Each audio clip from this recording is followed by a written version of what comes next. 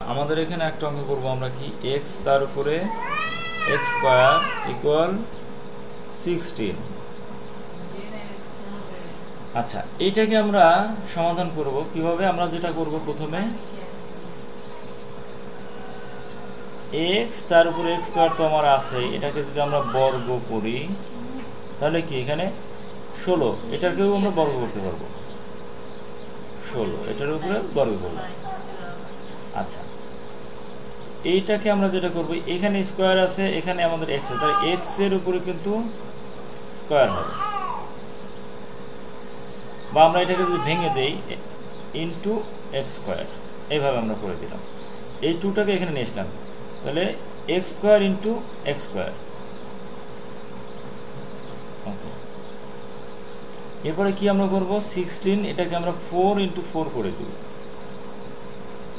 উপরে কি থাকবে? স্কয়ার থাকবে।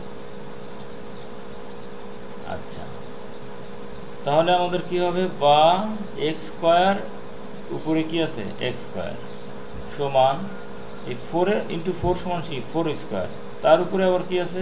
স্কয়ার লিখলাম।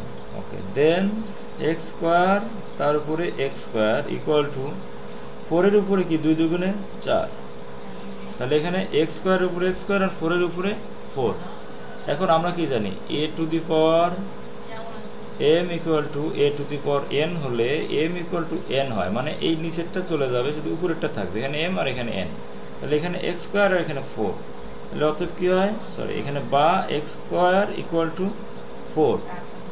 তো এটা যদি আমরা বর্গমূল করি, এরকম যদি দুটার পাশে বর্গমূল দিয়ে দিই, তাহলে কি হয়? x equal to plus minus 2। এটাই আমাদের অ্যান্সার।